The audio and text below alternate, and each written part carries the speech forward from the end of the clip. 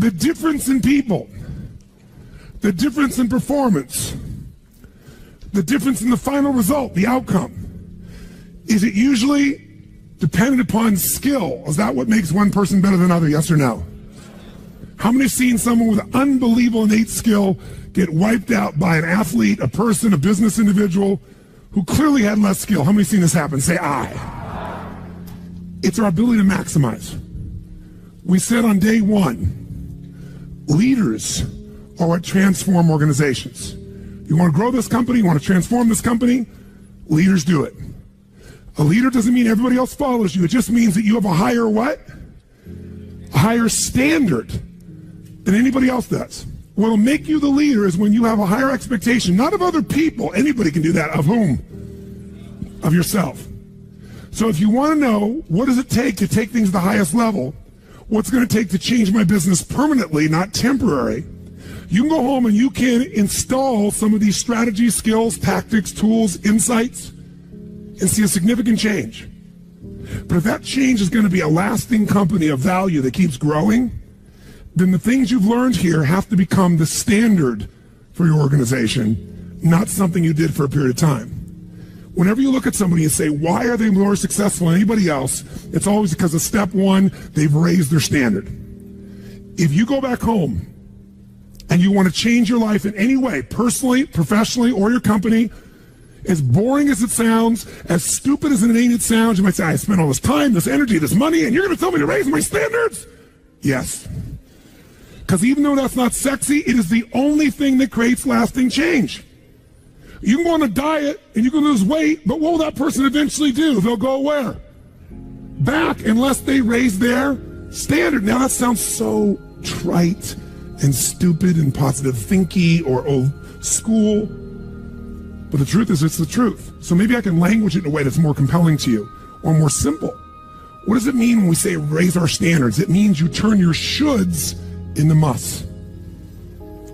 The difference in people is that they turn their shoulds into musts. The things that you used to say I should do, you do your shoulds when it's convenient, when it's comfortable, when it goes your way. But when something is a must, not to other people, but a must to you, do you find the way to get it done, yes or no?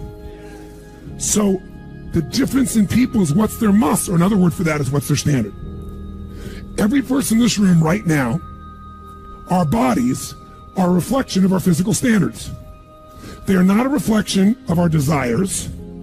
Most people have a desire for more energy or a better body or a stronger body or a more fit body. We don't get our goals, we get our musts. The ones that are the musts become how you are. And guess what? It shows up in your rituals. When it's a must, you have different rituals, different things you do consistently when you must have your body a certain way than you should or you'd like to or you want to. How many follow what I'm talking about here? Say aye. So whether we want it or not, the only way to change your body long term is change what the must is for you. Now, I'm not telling you what it should be. Who the hell am I? I'm just saying maybe it's time for you to take a look. Because many times you set the standard a long time ago, or you lost the standard completely because most of us base our standards by our environment. Who you spend time with is who you tend to become. So if everybody around you is gaining a little weight, or everybody around you is, constantly tired, after a while, even if you had high energy, you don't want to make fun of them or tease them or make them feel bad. So gradually, subconsciously, you lower your own standard just a little bit. And that little bit is that old metaphor, overused but true. You take a frog and put him in boiling water, what's he going to do? Jump right out. But if you put him in and turn the water up real slowly, over time, it'll boil to death. That's most people's lives, isn't it? And it's usually because you haven't remembered the power of who you spend time with. Who you spend time with is who you become. Play against somebody you're better than, your skills are going to go down. Play against somebody better than you, just to stay on the court, the game has to go up. Want to change your life? Raise your standard. Want to raise your standard the most? Get around where it's better. Surround yourself with people playing the game much higher than you are. So just to be around them, your game has to rise. That's part of what we try to do. When we come into a company, we create that by raising the standard amongst them. Or you got to do it by yourself, but you got to do it. How many agree with me on this? Say aye.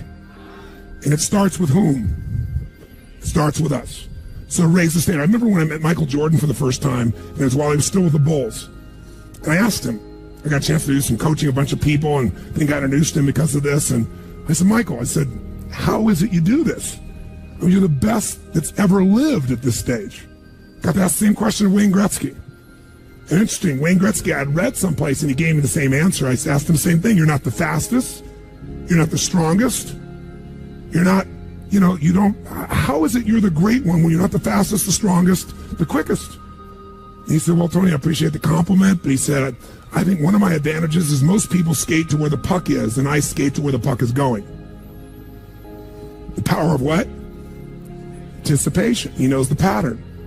With Jordan, his standard was, I asked him, he said, Tony, everybody, I said, what makes you the best? Is it natural ability? Is it talent? Is it skill? Is it God-given? Is it strategy? What is it? He said, Tony, I think I can say this to you without it sounding like hyperbole. He said, I have got unbelievable natural skills. But he said, study my history and you'll know why I am who I am. I did not make the high school varsity team when I was a sophomore in school. High school, I got cut. He said, I had a lot of natural talent, but the greatest gift of my life was a coach who said, you're not on the team. And I looked at him, I laughed at him. I said, you got to put me on the team. I'm the most talented guy out there. He said, no, you're not. He said, you have a lot of natural talent, but you have no heart, no absolute commitment, no real drive. You're not on my team. And it just crushed him. And finally he negotiated and he said, look, you want to be on my team next year? Simple. Meet me every morning before school for a one-on-one practice, and I'll take this raw talent and I'll teach you discipline. I'll show you how to raise your standard. And if you show up the whole year, I'll guarantee you a spot next year. And if you don't, probably the same outcome's going to happen when you try out next year. He couldn't believe it. And guess what? Most people don't know. Michael Jordan got up every morning and drilled and drilled and drilled and didn't get to be on the team. And next year he was on the team, and he was not only good, he was great. Guess when his career exploded? When he lost again, championship to Detroit. And he was on the bus. He said he was crying in the back of the bus, physically crying, pissed off at all the other players that they hadn't done their job. And something inside of him snapped and realized, crying, whining, blaming everybody else is not the problem. I need to raise my... Because he realized that's what did it for him originally. And you know what he did that year? He lifted weights like never in his entire life. He decided he was going to dominate every person, every floor, every place, every spot in the country. He's going to be stronger than anybody. He practiced like he'd never practiced in his life. And oh, by the way, he won how many NBA championships? How many in a row?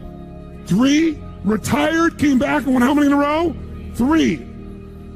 Never anybody in history would even dream of such a thing, especially after retirement. That's the power of raising your standard. But guess who he competes with? Michael told me one time, he goes, Tony, if I competed with other people, I wouldn't be who I am. He said, my competition is with the best I can be. They're trying to compete with me. That's why I beat them. Because they're competing with where I am. But I'm competing with where I can be. Think about that mindset. Think how your life would be different if you raised the standard of what you expected from yourself, not your people, yourself, to that level. How things could shift. It's all about changing your shoulds to musts. It's all about going back and saying, this is how it's going to be. It's like when Gary Vee was here and guys were saying, man, I'm working so hard, man. I work from 9 to 6. He goes, yeah, what are you doing from 8 to 2? 8 p.m. to 2 a.m. That's when you master your craft. I always say to people, it's what you practice in private that you'll be rewarded for in public. You run it with other guys and they wore you out. Then why would you jump up and get yourself in a horse race? I want to break it down so you get it. If you are tired from running with short-legged humans, don't sign up in a horse race because you don't have the strength to play on that level. When you say to God, I'm sick of this, I can't handle this, you're saying I can't handle promotion. Because if the footmen wore you out, I don't care how much you admire horses, ain't no need in you signing up to get into a horse race.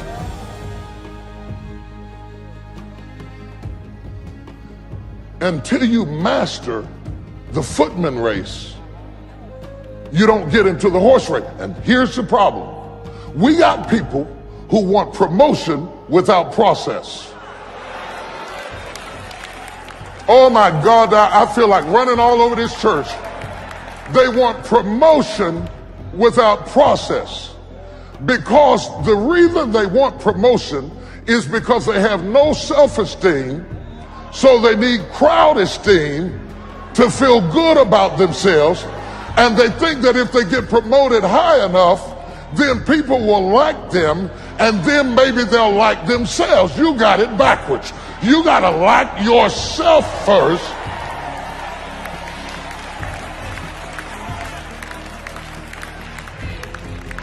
Are you following what I'm saying? And then you're going to be excellent at what you're going to do, and then you find greatness when you have maximized smallness. If you're weary with smallness and you're tired all the time and you can't focus, what are you going to do with greatness? You're asking for more and you haven't mastered less. The Bible said, if you are faithful over a few things, then I will make you ruler over many. And you're trying to be ruler over many, and you haven't been faithful over few. You're so busy reaching after your future that you are neglecting what you have been given right now. Oh God, oh God, oh God. I just felt somebody's toes up under my foot right now. You are so busy trying to progress that you are neglecting where you are. That's not how you progress. You master where you are, and then you get promoted to where you're going. You don't neglect where you are trying to reach after where you're going. Because if you were sloppy yesterday, you're going to be sloppy today, and you're going to be sloppy forevermore. If you learn how to do great things in a small place, you're going to do great things in a larger place, and you're going to be great over here.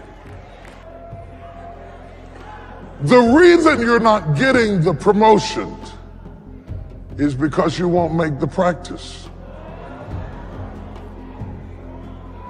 You cannot play the Super Bowl if you don't make the practice.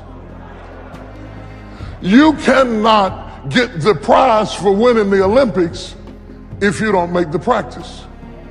If you don't see God's glory in rehearsal, you won't see God's glory in recital.